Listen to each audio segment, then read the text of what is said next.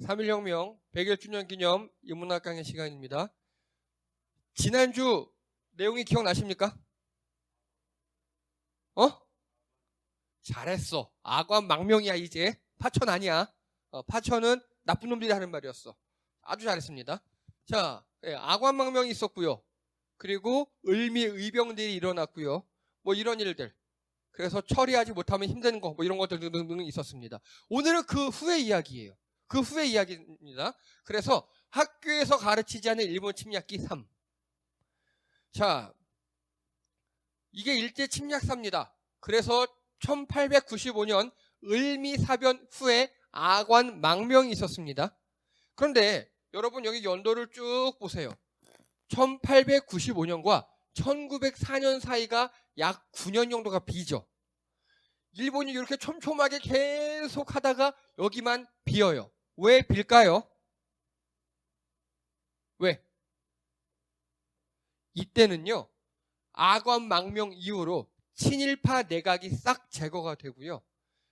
친러 내각, 즉 러시아가 우리나라에 영향력을 많이 끼칠 때, 고종과 러시아가 잘 될 때, 그래서 일본이 우리나라에 영향력이 적을 때 이야기거든요. 이 10년이. 자, 그래서 이 10년 동안에 우리나라에서도 많은 변화가 생겨요. 그런데 일본이 손 놓고 있지 않았어요. 은근히 우리나라를 툭툭 건드렸습니다. 계속 간 보고 밑작업 해놓고 밑밥 뿌리고 막 이런 일을 했었습니다. 그런 걸 지금 보도록 하겠습니다. 그래서 오늘은요, 요 10년 사이의 이야기.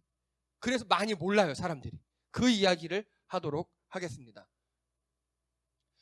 1896년 1월 갑신정변에 서재필이 사면받아 귀국합니다. 서재필 기억하시죠? 갑신정변 때 이러고 있던 사람 중에 한 명이었어요. 그때 젊은 관료였고요. 이때 갑신정변에 성공했는데 며칠 만에 진압당했죠? 3일. 3일 천하라 그랬죠? 청나라 군대, 고종과 명성황후가 청나라를 불러서 이들은 도망갔습니다. 특히 서재필은 일본으로 갔다가 미국으로 갔어요. 그런데 그러면 서재필은요, 갑신정변을 일으켰으니까 죄목이 뭘까요? 죄목. 역적죄. 맞아요. 반란죄였어요. 그래서 서재필의 가족들이 몰살당합니다. 삼족을 멸한다 그러죠, 보통. 아내, 처가, 친가, 이 당시 있었던 갓난아이까지 싹 몰살당해요. 고종이 죽였어요, 다. 다 죽여버린 거예요. 그래서 이를 갈았겠죠, 아마. 그리고 귀국했습니다. 근데 10년 만에 다시 귀국했습니다, 다시. 근데 보니까요, 이미 미국으로 망명했고요, 귀화했어요. 서재필은 우리나라 사람이에요. 근데 미국으로 귀화했기 때문에 필립 제이슨이라고 이름을 바꿨어요. 그리고 평생 우리나라에서도 서재필이라는 이름을 쓰지 않아요. 자기 이름은 필립 제이슨이다. 그리고 필립 제이슨을 우리나라 한자로 음차한 걸 피제선 혹은 피제손 이렇게 불렀어요. 나는 서재필이 아니래요. 절대로. 필립 제이슨이고 부르기 힘들면 피제손이라고 불러. 이렇게 했어요, 자기를. 한동안은 영어만 썼어요, 일부러. 난 미국인이다 이거죠, 이제. 그런 식이었습니다. 그리고 필립 제이슨이 오자마자 독립문 추진위원회를 설립합니다. 여러분 지금 서대문 쪽에 가면 독립문 있는 거 아시죠? 서울에. 예, 그거를 만들자 하고 설립을 했어요. 자, 그리고 영은문이 헐린 자리에 독립문 건설을 시작합니다. 모금 운동도 하고 막 그랬어요. 자, 요게 영흥문이에요. 독립문 자리에 있었던 거예요, 서대문에. 되게 특이해요. 보셔요. 여기부터 바닥부터 이만큼 한 5m까지. 이게 뭡니까 지금 여기 이만큼이? 돌이에요. 주춧돌이 높이가 5m예요. 여러분 주춧돌 아시죠? 옛날 한옥 지을 때 기둥 밑에 놓는 거잖아요. 그 주춧돌은 커야 한 뼘? 뭐 좋은 뭐 아주 큰 집이면 한 1m도 안 돼요. 근데 영흥문은 주춧돌만 5m. 그 위에 이렇게 기와문이 있어요. 이게 영흥문이 뭐냐면요, 중국에서 사신이 올 때 있죠. 우리나라 왕이 여기까지 나와서 사신을 맞이하는 분이었어요. 그래서 은혜롭게 영접하는 분이에요. 영흥문.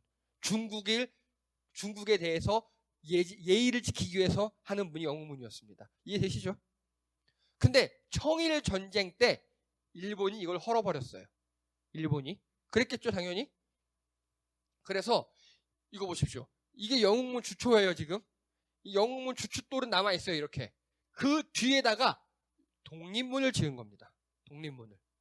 그러면 이 독립문은요, 어디로부터의 독립입니까? 예? 이게 중요해요. 우리 보통 독립문 하면 독립이라는 말이 들어가서 일본일 것 같잖아요. 아니에요. 중국이에요. 영웅문이 헐린 자리에다 지은 거예요. 이렇게. 이거 독립문 딱 봐도 뭐 닮았습니까?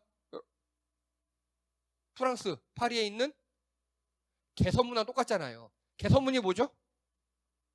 나폴레옹이 승리하고 들어올 때 만든 문이잖아요. 우리가 중국에게 승리했다 그런 문이에요, 지금. 그게 독립문이었습니다. 원래는. 그래서 독립문을 여기다 지어요. 즉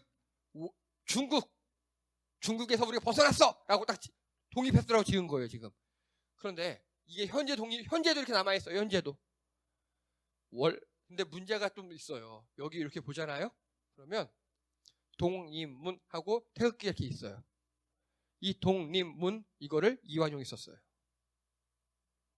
이완용은 이때는 친중파가 아니었거든요. 이때는 친러파였어요. 또 중국 몰아내자! 오이! 몰아내자! 이렇게 됐어요. 근데 이 태극기 모양 보세요. 좀 다르죠, 지금하고. 왜 다를까요, 이렇게? 이 태극기도요, 좀 되게 가슴 아픈 역사가 많아요. 원래 태극기는요, 이게 최초의 태극기로 추정됩니다. 1882년이면 흥선대원군이 쇄국정책 할 때예요. 그래서 다른 나라의 배들을 다 막 운요 사건이 일으키고 침몰, 제너럴 셔먼호 등등등 배들을 다 막 막을 때 그때예요. 보세요. 한쪽에 이거 없죠. 아마 배에 매달았던 것 같아요. 그래서 우리나라 연안을 돌면서 깃발을 보고 이걸 달면 이제 우리나라 배인 거예요. 이 배들은 놔두고 다른 나라 배들은 못 들어오게 하고 쇄국정책 하느라고. 그때 처음 쓰였던 거예요, 이게. 8개 태극이죠. 이 8개 태극은요, 우리 기독교 입장에서 보면 되게 기분 나쁜 거예요. 이게 중국 무속신앙 있죠. 무당 같은. 거기서 나오는 거거든요, 이게. 근데 이 8개 태극이 발전을 해서 이렇게 건공감리 4개 태극이 됐어요. 그리고 이걸 대한제국이 국기로 사용했어요. 그냥. 대한제국이. 여기까지 이렇게 됐으면 태극기 바꿔도 돼요. 왜냐? 우리 입장에서는 우상 숭배의 것이니까. 무당의 거니까. 근데 이 태극기 가지고 3.1 만세운동을 불렀고요. 그러다가 거기에 태극기에 수많은 피가 묻었잖아요. 그리고 안중근 의사, 윤봉길 의사 등등등 다 태극기 가지고 사진을 찍었고요. 그리고 우리나라 독립군들이 늘 품에 품고 다니던 게 태극기였고요. 그리고 6.25 때 북한군을 맞아 싸울 때 우리가 들었던 게 태극기였어요. 그래서 요즘 근대 한 100년 정도 안에 태극기에 수많은 피가 묻었어요. 이제 바꿀 수가 없어요. 그래서 태극이 바뀌었어요, 의미가. 원래는 이런 주술적 의미였는데, 팔극에 우주 삼라만상을 나타내는 그런 의미였는데, 이제는 그게 아니라 우리나라 독립의 상징, 운동의 상징으로 바뀌었다가 최근에 또 안 좋은 이미지가 씌워졌죠, 태극기에 대해서. 이상한 놈들이 그거 들고 광화문에서 흔들면서 성조 기다리고 일장 기다리고 같이 흔들고 그러면서. 예. 하지만 이렇게 태극의 의미, 이렇게 물체의 의미는 변할 수 있어요, 상징은. 독립문도 마찬가지입니다. 독립문도 원래는 처음엔 청나라에게서 중국에서 독립으로 쓰였어요. 그런데 3.1운동 때까지만 해도 우리 사람들이 태극기를 알았어요. 1919년. 근데 해방날 45년 때만 해도요, 우리나라 민중 중에 태극기를 모르는 사람이 되게 많았어요. 다 일쟁기만 알고 있어요. 왜냐하면 1945년도에 나이 30살 먹은 사람은요, 1915년에 태어났잖아요. 이미 우리나라가 일본에게 먹힌 다음에 태어난 거예요. 그러니까 태극기도 모르는 거예요, 잘. 그래서 우리나라가 해방됐을 때 있죠. 그때 사람들이 태극기를 몰라요. 여기 와서 이거 보고 그렸어요. 독립문에 보고, 독립문에 지금 여기 태극기 남아있잖아요. 이거 탁 보내가고 이거 보고 그리고 막 이렇게 한 거예요. 그리고 3.1 만세운동도 여기서 했고요. 일부가 여기서 했고요. 등등등. 그래서 이 독립문의 의미가 처음에 중국에 대한 독립이었지만요.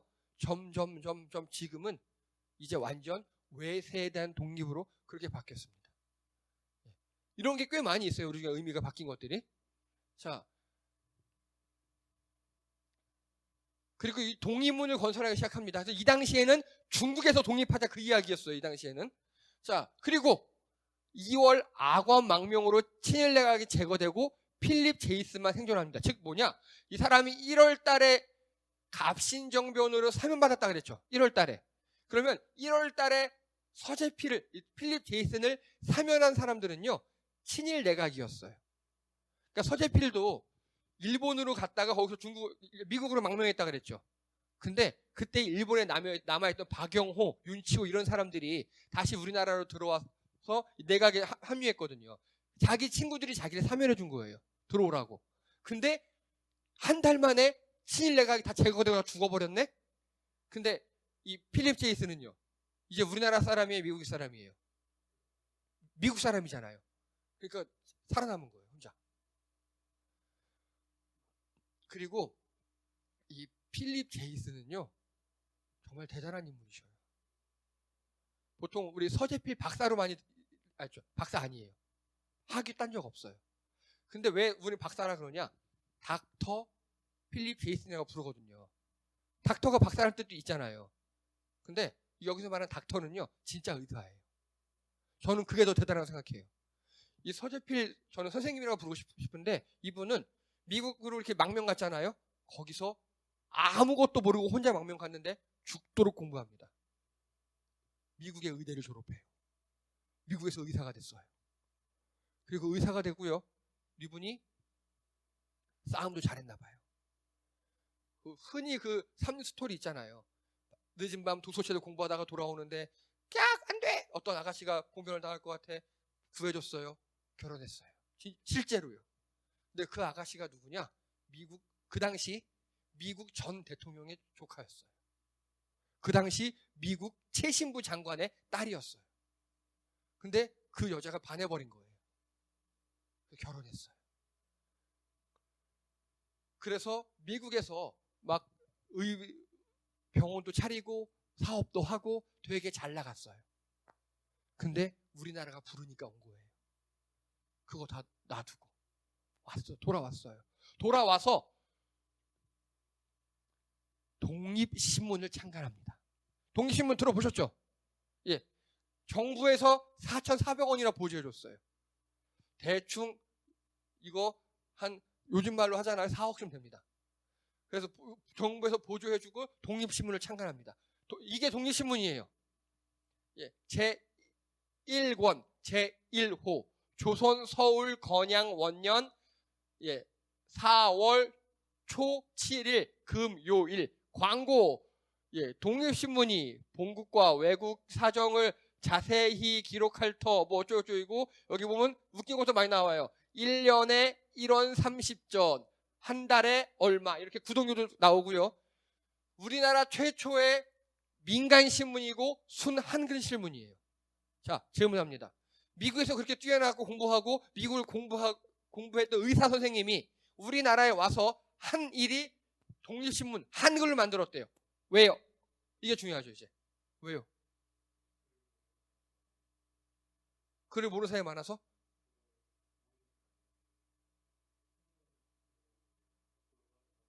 아, 100점이에요. 100점이에요. 한마디로 그걸 뭐라 그래요? 예? 애국정신? 애민. 맞아, 맞는데 이거를 계몽정신이라고 그러죠. 계몽. 우리나라 백성들이 아무것도 모르니까, 세계가 어떻게 돌아가는지 아무것도 모르니까, 여러분 1910 몇 년도면요, 거의 지금 핵폭탄을 개발할까 말까 그때쯤이에요. 미국에서는 항공모함이 뜰 때라고요. 근데 우리는 아직 조선이니까. 그래서 이거 보고 너무 답답한 거예요. 우리나라 민중을 깨워야겠다. 최초의 신문은 한성신문이에요. 한성순보. 그건 한문으로 돼 있어요. 일반 백성은 못 읽어요. 그래서 한글로. 우리나라 한글은 되게 쉽잖아요. 그렇죠? 세종대왕님이 얘기했잖아요. 반나절만 공부해서 읽을 수 있는 게 한글이라고. 그래서 민간을 깨우기 위해서, 국민들을 깨워내기 위해서 이걸 만든 거예요. 독립신문을. 여러분 누군지 아십니까? 어떤 드라마입니까? 드라마. 예, 미스터 선샤인 꼭 보셔요. 안 보시면 무조건 보시기 바랍니다. 거기서 나오는 유진초이라는 사람이 있어요. 이 사람 백정이었잖아요. 백정이었는데 미국 가가지고 미국인 유진초이가 돼서 오고, 그리고 장교가 돼서 오죠. 예, 바로 서재필 선생님의 모티브에서 딴 거예요. 예, 보세요. 아예 딱 독립문 앞에 있어요. 이렇게. 예, 서재필 선생님의 모티브에서 딴 거예요. 그렇게. 그리고 또 있어요. 한 명 더. 누굽니까? 김희성이라는 사람인데, 이 사람이 뭘 만들죠? 여기서? 신문을 만들어요. 신문을. 그래서 서재필 선생님을 모티브로 이렇게 두 인물을 섞은 거예요. 이런 식으로. 서재필 선생님은요, 경제 쪽도 아주 밝아서 사업도 잘했고요. 그럼에도 그걸 다 놔두고 우리나라에 와서 독립신문 만들고 독립문 만들고 이런 걸 했습니다. 아주 훌륭한 분이셨죠. 이게 말년의 서재필 선생님입니다. 말년에. 그리고 이거 아십니까? 이분이 대통령 선거도 나가셨어요. 이승만과 같이, 김구 선생님하고 같이. 근데 나는 미국 시민권자라 사퇴합니다 했어요. 그래도 이 당시에는 국회의원들이 선거 뽑았거든요. 초대에는요. 그래도 한 표 나왔어요. 그래도 사퇴했는데도. 그만큼 사람들이 인정을 많이 받았다는 소리예요. 이분이 근데 평생 자기를 서재필이라고 소개하지 않았어요. 나는 피제선이다. 필립 제이슨이다. 왜냐하면 고종과 그 조선, 우리나라 백성들에 대해서 안타까움이 있지만 조선 왕조에 대해서는 뼛속까지 한이 맺힌 사람이거든요. 우리 가문을 다 멸무시켜버렸으니까. 예. 그래서 참 되게 안타까워요. 되게 안타까워요, 이분은. 네. 자, 조선 백성들에게 계몽 및 개화사상을 전파했습니다. 그러나 조선과 대한제국 입장이 아니라 철저하게 미국 기독교 입장이었어요. 조선은 미개하다. 조선 사람들도 밥을 먹을 게 아니라 아침에 빵과 커피를 먹어야 한다. 이분이 그리고 기독교 장로님이었거든요. 기도로 시작했는데 이렇게 그런 걸 알았죠. 자기 입장에서. 그러니까 우리나라를 사랑했다는 건 알겠는데 방법이 모두 다 옳진 않았어요. 모두 다. 물론 되게 좋은 일도 많이 하셨고 이분 덕분에 우리나라가 많이 깨인 게 사실이에요. 근데 그 한계도 있어요. 그리고요, 이 독립문을 건설했다 그랬잖아요. 그 다음에 이거 잘못했네요. 이분이 독립문을 건설하기 위해서 독립협회를 만들어요. 독립협회. 이분이 만들었어요. 근데 독립협회의 회장이 안경수, 위원장이 이완용, 고문이 본인 이렇게 했어요. 싸하죠? 자, 안경수가 누굽니까? 이제 알죠? 누굽니까? 경복궁 습경 사건 때 배신했던 놈. 근데 안 걸렸어 그때는. 그 또요. 또 아관이 아니라 미 대사관으로 망명하고자 할 때 밀고 했던 놈. 안경수였죠. 이 사람을 회장으로 앉혀요. 친일 매국노인데. 왜요? 몰랐어요. 이분이 지금 10년이나 해외에 있다 나와 보니까 모르는 거예요, 절대. 그리고 이완용 친미 기회주의자. 지금 또 친미됐어요. 지금 이때는. 이 사람을 위원장으로 앉혀요. 독립협회에. 그리고 본인은 검은머리 미국인이잖아요. 외모는 한국인인데 외국인이잖아요. 이게 독립협회였어요. 예. 그리고 이 독립협회가 그래서 한계가 많았어요. 독립협회가. 분명 좋은 일도 많이 했는데 이거 보십시오. 회장이 안경수, 위원장이 이완용인데 뭐 좋은 일만 했겠습니까? 나쁜 일도 굉장히 많이 했습니다. 그렇게 알아두시고요. 자, 근데 문제는요. 우리나라에서 이거를 제대로 평가하지 않아요. 독립협회 왠지 좋은 것 같잖아요. 왠지 거의 임시정부 비리잖아요. 느낌이. 그러다 보니까 지금까지는 독립협회를 다 좋은 단체, 최고 단체 이렇게만 했어요. 2000년대가 넘어서 비로소 독립협회가 의와 한계 이렇게 평가가 되기 시작합니다. 이게 천재교과서인데요. 요렇게 독립협회의 의의가 한계라고 얘기한 건 이 교과서 하나예요. 나머진 다 독립협회 짱 이렇게 설명해놨어요. 그래서 보시면 러시아 배척에 적극적, 일본의 침략 의도를 제대로 파악하지 못했던 게 한계. 뭔 소리냐? 일본이 독립협회를 보고 처음에 독립협회는 뭐 하는 단체일까요? 그러면 두 개예요. 독립문을 짓기 위한 단체, 두 번째 청나라로부터 독립하기 위한 단체였어요. 그러다 보니까 이 독립협회는요, 일본에서 은밀하게 이것저것 많이 먹였어요. 왜냐하면 독립문을 지어야 되니까 돈이 필요하잖아요. 그런 것들을 이 안경수나 이완용 같은 사람들, 또 다른 사람 통해서 이렇게 막 집어넣은 거예요. 자, 질문합니다. 고종은요, 일본에게 자기 와이프 중전을 잃었어요. 일본에게. 그리고 자기 아들의 와이프 며느리도 잃었어요. 그리고 자기 아들도 그때 좀 많은 피해를 받았고 자기도 그래 당했어요. 일본에 대한 감정이 어떻겠습니까? 진짜 싫어하겠죠. 그래서 러시아에게 막대한 이권을 넘기면서까지도 일본을 무찌를 만큼 그렇게 일본을 싫어했어요. 근데 이 독립협회가 고종이 보기에 뭔가 일본 냄새가 살짝 나는 거예요. 고종은 독립협회를 좋아했을까요? 싫어했을까요? 당연히 싫어하죠. 여기서부터 이제 많은 아픔이 시작돼요. 제가 가슴 아픈 게 그거예요. 이 필립 제이슨, 피제선, 서재필 이 선생님께서 독립협회 만드는 거 좋았어요. 우리 힘으로 하자, 좋아요. 하는데 일본에 대한 나름 좋은 감정이 있었어요. 이분은. 그래서 일본과 우리는 친구가 되어야 한다 막 이렇게 얘기했어요. 왜냐? 자기 친구들이 다 친일파였거든요. 박영호, 윤치호 같은 사람들. 그리고 자기가 처음에 도망갔던 게 일본이에요. 미국으로 왔거든요. 그 다음에. 그래서 자기도 모르게 약간 일본에게 우호적이었어요. 고종이 그거를 냄새를 기가 막히게 맡겠죠. 일본을 너무 싫어하니까. 그래서 많이 반목이 생겨요. 자, 속마음을 의심할 필요가 없는 나라와 맺은 것이며 지금까지 어느 열강과 맺은 조약보다도 유리한 계약이다 라고 독립신문에서 99년 4월 16일자에 서재필 선생님이 이렇게 얘기했어요. 이게 어떤 계약이냐면요, 미국에게 경인철도 부설권과 운상, 금광, 채굴권을 넘긴 다음에 이렇게 독립신문에 쓴 거예요. 자, 이 당시 서재필 선생님은 미국 사람 같습니까? 우리나라 사람 같습니까? 미국 사람 같죠. 이게 서재필 선생님의 한계예요. 미국 사람 같아요.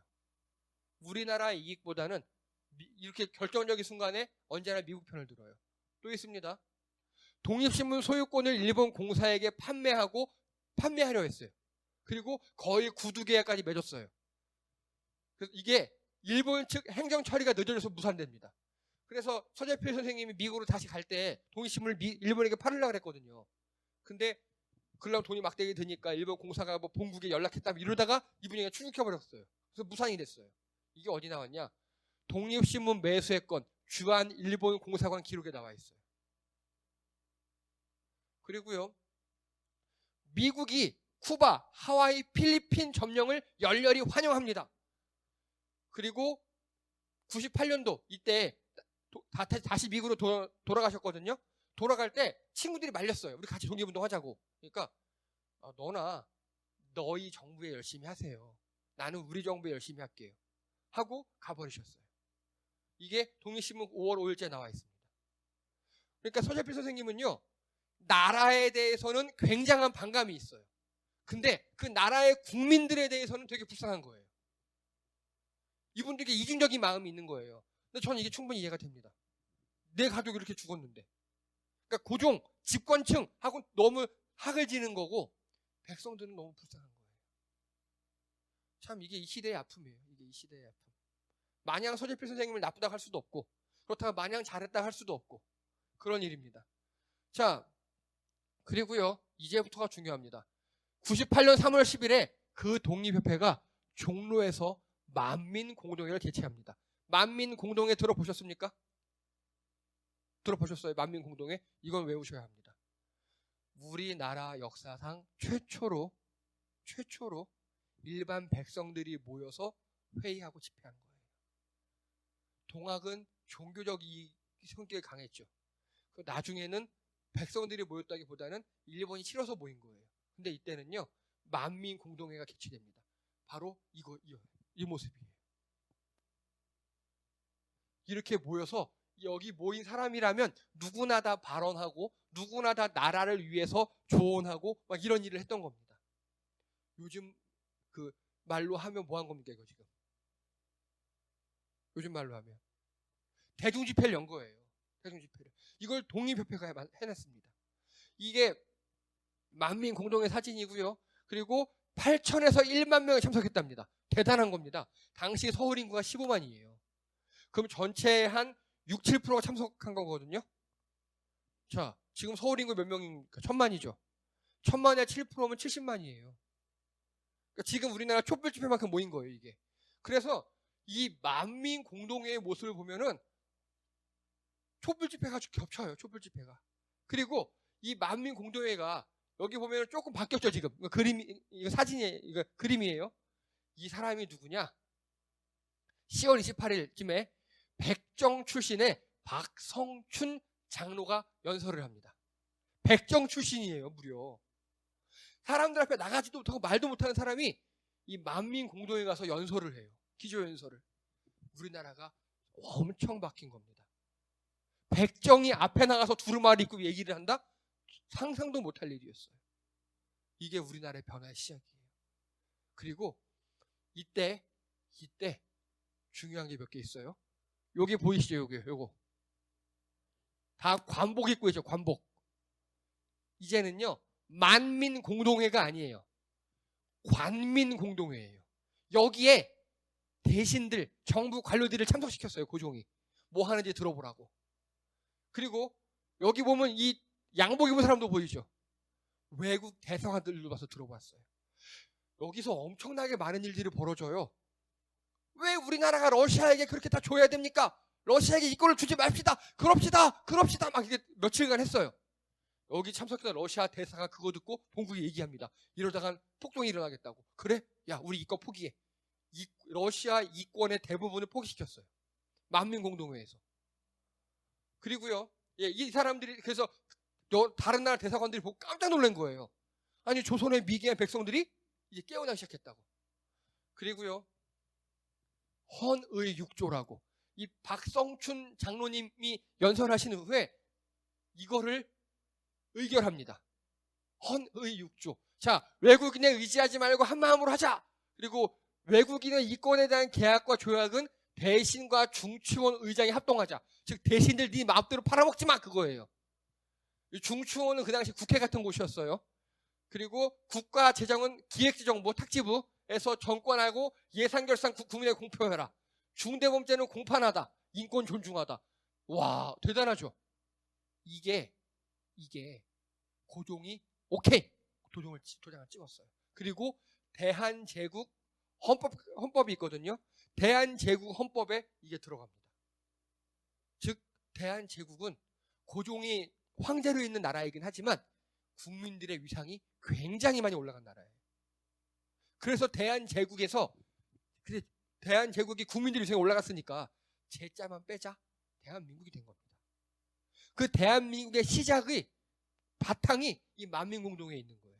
이거를 서재필 선생님이 만드셨는데 참 안타까워요. 그리고 아무리 봐도 촛불 집회와 연결이 되죠. 국민들이 일어나서 정권을 바꿨던 이거 우리나라에서는 별로 이렇지 지금 전 세계에서 아직도 연구하고 있어요. 왜냐하면 유일하게 합법적으로 국가의 주인이 일어나서 국가의 그 통치자를 바꾼 거거든요. 그래서 이거를 이제 국민국가라고 보시면 됩니다. 국민국가가 뭔지 아십니까? 국민국가. 국민들의 개개인 한 명 한 명이 이 국가는 고종 것도 아니고 그리고 누구 것도 아니고 내 거다라고 인식하는 거예요. 그게 국민국가라고 그러거든요.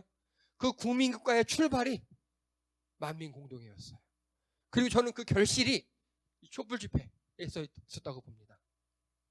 자, 그런데 여기서 몇 가지 재미있는 사건이 있습니다. 아까 그 박성춘 장로님, 백정 출신, 그 사람이 콜레라 걸려 죽을 뻔했어요. 우리나라에서. 근데 그 당시 젊을 때 백정이었거든요.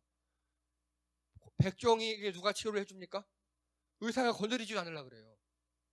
근데 박성춘 장로님의 아들이 박봉출이에요. 이 박봉출은 나중에 지은 이름이고요. 원래 아명이 뭔지 아십니까? 아기 때 부르는 이름이 개새끼였어요. 천민이니까 그래요. 이름이 없어요. 개새끼였어요. 그냥. 동네에서 얘는 개새끼로 통했어요. 근데 이 박봉출하고 박성춘 두 분이 그 당시 교회 다녔어요. 이 무어 선교사님이 심무하시는 교회 다녔어요. 아빠가 콜레라 걸려 죽을 것 같으니까 이 청소년이 목사님 우리 아빠 죽을 것 같아요 막 이러는 거예요. 와서 울면서. 그러니까 이 무어 선교사님이 그 당시에 자기 친구로 우리나라에 와 있던 에이비슨이라는 의사한테 야 우리 한번 왕진 가자. 근데 에이비슨이 누구였느냐? 고종의 어이였어요. 고종의 어이. 근데 둘은 친구. 에이비슨은 야 우리 왕진 한번 가자. 우리 성도 죽을 것 같아. 그러니까 그 의사 입장에서는 친구가 목사인데 목사네 성도가 죽을 것 같다니까 왕진 가죠. 살려요.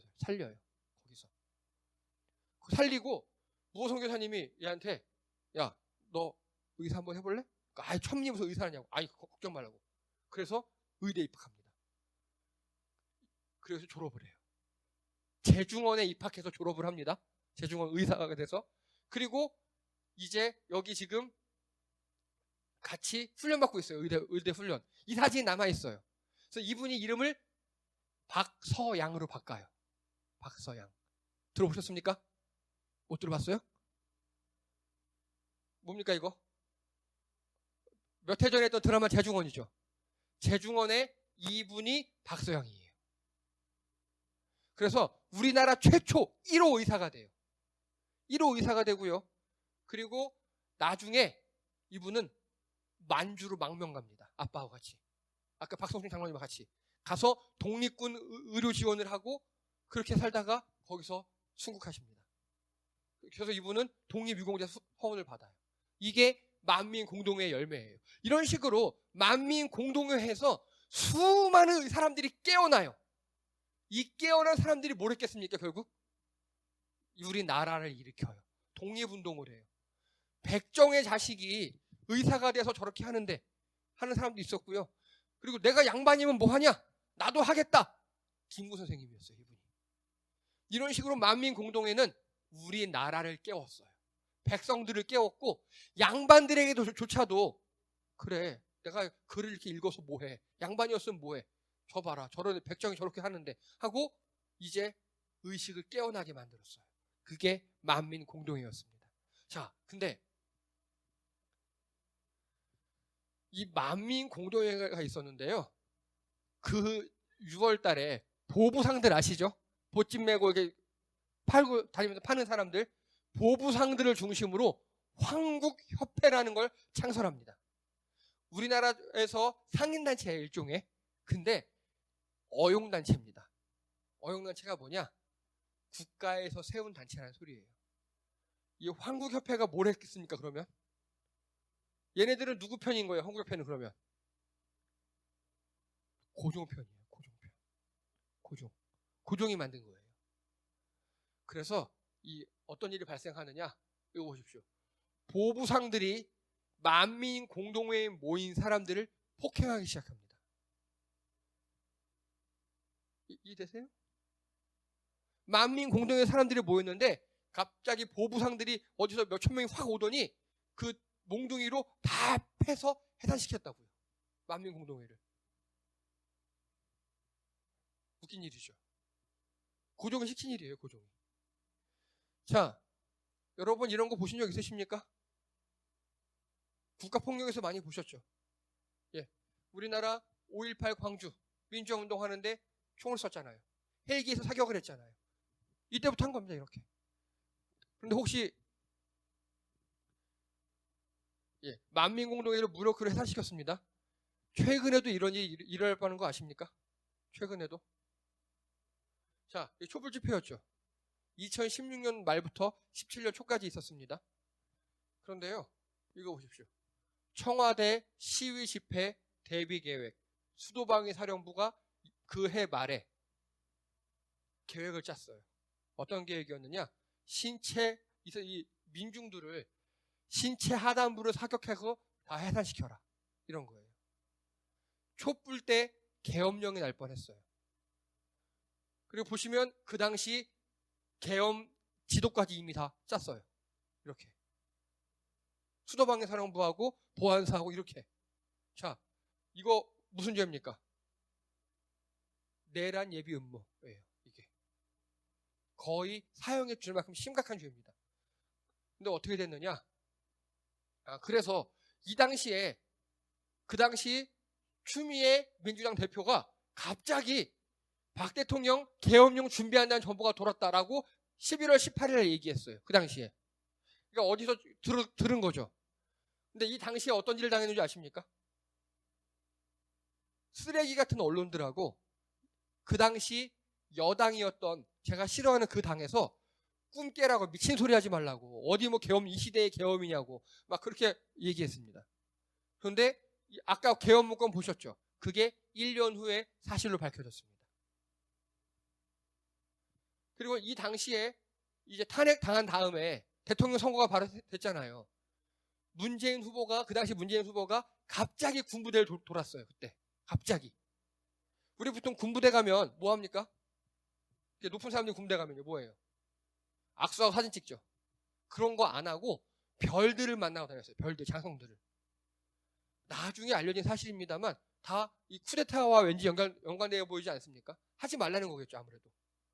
그래서 이때 그 당시 추미애 민주당 대표가 이렇게 미리 알고 대처를 하지 않았으면 아마 우리나라가 어떻게 됐을지 모를 일입니다. 근데 웃긴 일입니다. 이거 보십시오. 군사법원에서 모두 무죄를 선고합니다. 이걸 다. 왜? 계엄 문서에 USB를 프린트를 안 했다는 거예요. USB에 담겨 있으니까 그건 문서가 아니래요. 그리고요, 훈련 비밀 문서들 등지 않았기 때문에 규정을 몰라서 위장태만 이런 식으로 군사법원에서 다 무죄를 때립니다. 똑같이 썩은 거예요. 똑같이. 이뿐만이 아닙니다. 이 중에서 그 당시 계엄사령관으로 추천됐던 조현천이라는 사람이 있어요. 지금 미국으로 도망가 있어요. 그 사람에 대해서 조현천 그 당시 이 사람을 대해서 그 당시 검찰이 불기소합니다. 이 사람 죄 없은 것 같아 몰라 기소 안 해 이래요. 아니 우리나라를 뒤엎고 국민들에게 발포할 만한 그 대장 조현천 씨를 불기소해요 검찰이. 이게 문제예요. 이게. 자, 아까 보부상 한국협회가 만민공동회를 습격했다 그랬죠. 그 다음에 어떤 일이 발생했을 것 같습니까? 만민공동회 백성들이 가만히 있었겠습니까? 같이 싸웠겠죠. 같이 싸우니까 고종이 밀란이 일어났다 하고 질서 유지를 위해서 군대를 파병합니다. 똑같죠? 똑같아요. 고종이 러시아에서 훈련받는 러시아에 친해졌잖아요. 러시아 무기와 러시아에서 훈련받는 그 군대를 파견해서 다 쓸어버려요. 우리도 몇 년 전에 겪을 뻔한 일입니다. 그런데 이거 보십시오. 또 군사법원에서 다 무죄 때리고요. 검찰에서 아예 기소조차 하지 않아요.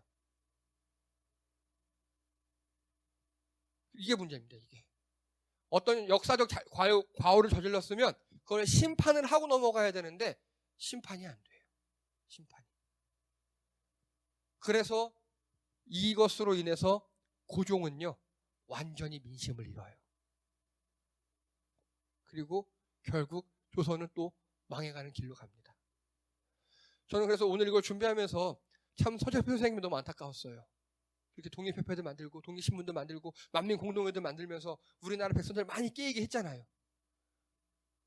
그거 좋았어요. 근데 그 만민공동회 이런 데서 무력이라 이런 걸 준비 못한 것 같아요. 또 그리고 고종이 뭔가 정신을 차린 것 같긴 한데 아직도 자기 정권 유지가 최고예요. 아직도. 만민공동회가 이렇게 됐으면요. 그 당시 만민공동회에서 나왔던 의견이 뭐였냐면 고종폐하, 당신 일본 천황처럼 계셔라. 영국 여왕 폐하처럼 계셔라. 그러니까 입헌 군주제 아시죠? 입헌 군주제. 당신은 왕으로서 명예를 누리고 황제로서 우리가 뽑아서 다스리겠다. 까지 건의를 했어요. 근데 고종이 그거를 받아들이지 못해요. 자기 정권 욕이 앞선 거죠. 이게 그래서 우리나라가 점점 망하는 길로 가는 그런 역사가 되었습니다. 근데 현실도 크게 다르지 않은 것 같아요. 역사를 공부하는 이유는 현실과 미래를 위해서입니다. 예, 이상입니다.